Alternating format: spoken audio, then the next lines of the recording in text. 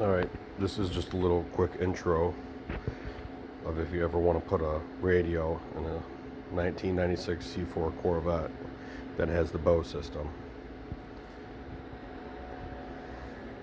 This car has literally been the worst car I've ever put a radio in. I've worked in a lot of cars. Not only is there a ton of stuff that's more complicated than it probably needs to be, but I'm not a small person, so moving around in here is very tough. So let's just start at the front here. You have to take all this off,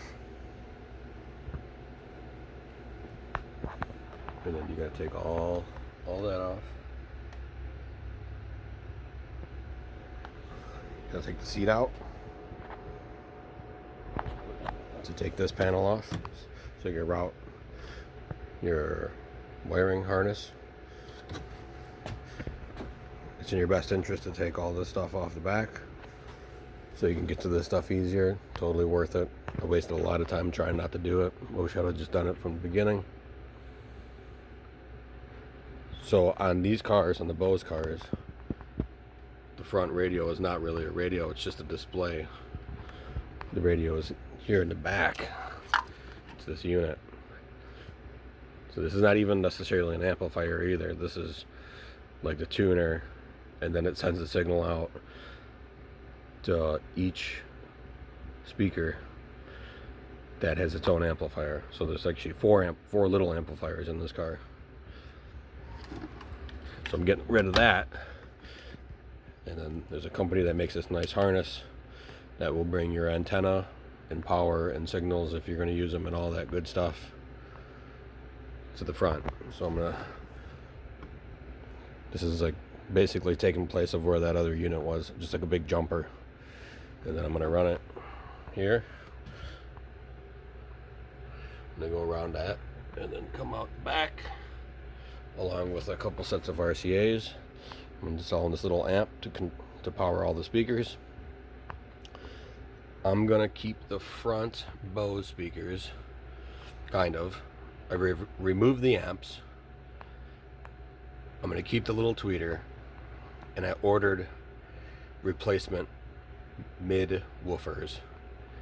And I did that because, well, I'm keeping them, one, because I think they actually sound pretty good, and they did all the work to design that box. So that little speaker actually produces a good amount of bass. And it sounds good. Vocals sound good out of it. It's like I said, mid bass and up sounds really good. So I decided to keep them. I was gonna put 6.5 coaxial JVC speakers in there, but I decided just to roll with these, and we'll see. But anyway, I bought replacement speakers to replace that woofer because one of the fronts was blown, and that actually works out to my benefit because these Bose speakers are very low impedance. They have designed to work with their little amplifier. It's like 1 ohm. That's very low. And unless you have an amplifier bridged properly to 1 ohm, that could do some damage to your amplifier. So the replacement speakers that I bought are 2 ohms, which is better. It's a more usable number for my amp. And hopefully they sound as good. I don't know. I'd imagine they'll sound okay. They're direct replacements, so we'll find out when I get them. But them being 2 ohms helps because it's a little bit less strain on my amplifier if I were to force my amp to run 2 ohm, or sorry, the original 1 ohm speakers. But now they're going to be 2, so it's okay because I could bridge my little amp to 2 ohms, which is cool.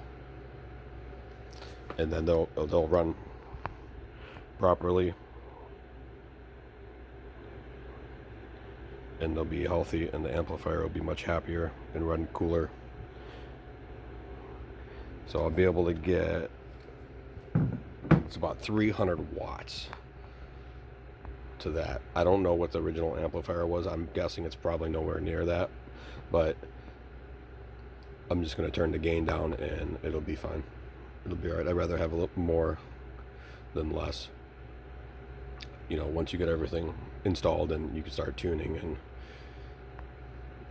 tune it in the way you want it, so there's no clipping and all that good stuff. So that's what I'm doing in the front. And then so just to say, I reran the speaker wires to the fronts, and so I took out all this stuff. You have to do that to get to the speakers, so it made it easier to run the wires, and it's not that bad because, you know, on the other side it's the same. I just basically ran it along this and then went underneath here and then just popped out, and you can see, you know, it'll be all tightened up when it's done, but they're all right there. I could route them all underneath all this carpet and stuff, and it'll be all good. For the back, stick with me for a second here. This is what's in the back by factory. It's just one full range speaker, like a 6.5 or something. Originally they sound great. 1996 they probably sounded awesome, but they're done. I want something with a little bit deeper bass, so in the spots I built some custom adapters to hold 8-inch woofers. So these will fit in here like so. And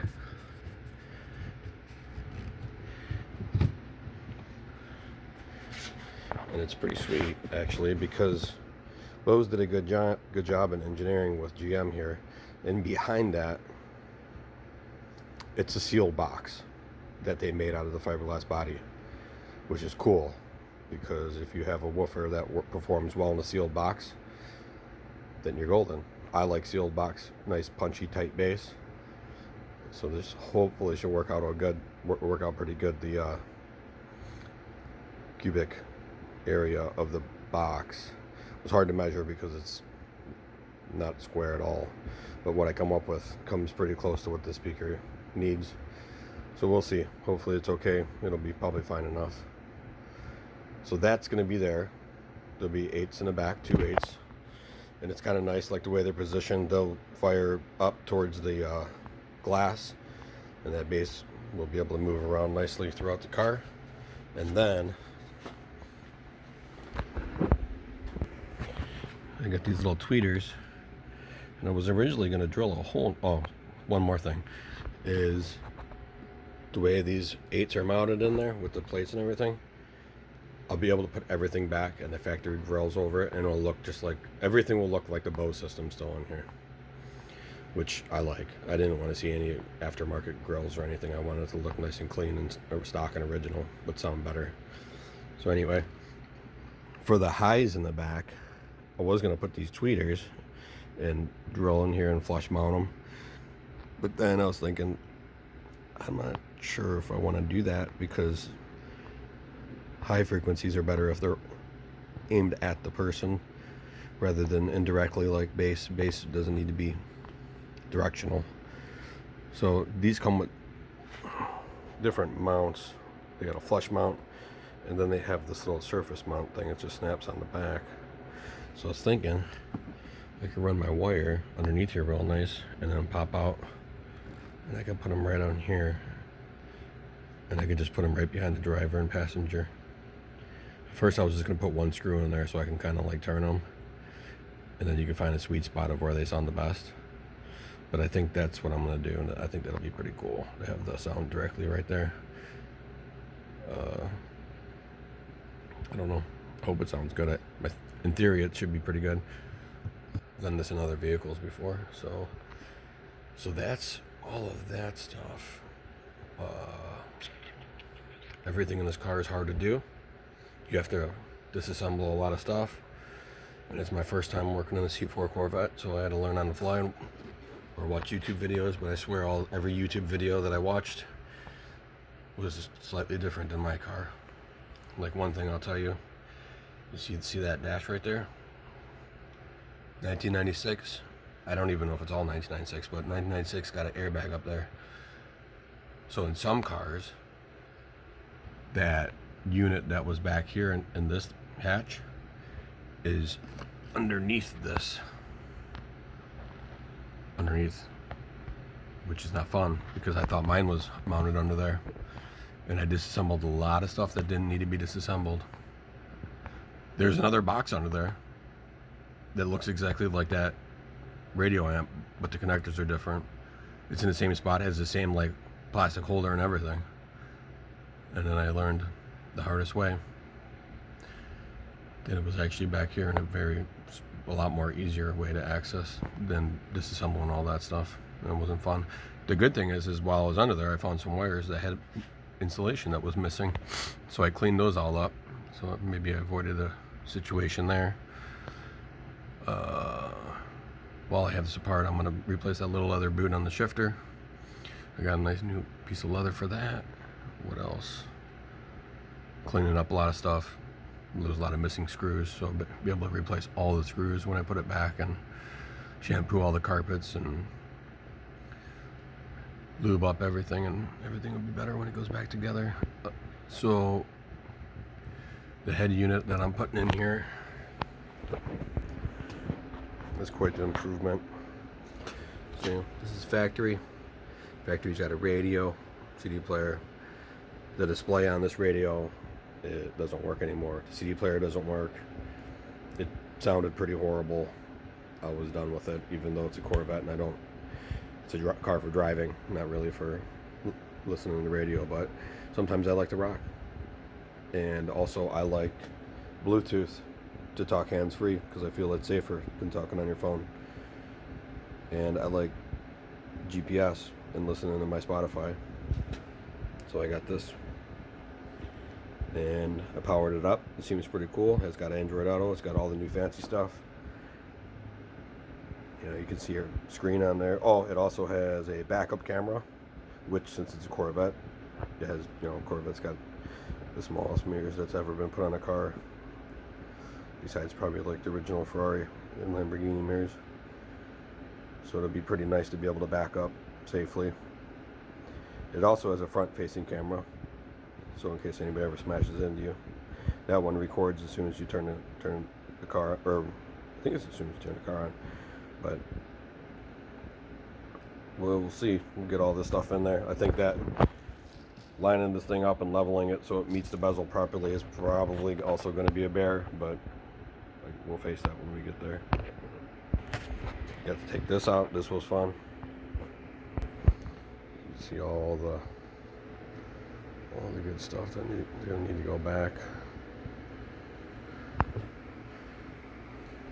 These books were very handy to figure out different things. One cool thing is that the wire that feeds the 4 amplifiers runs through a relay and gets split up.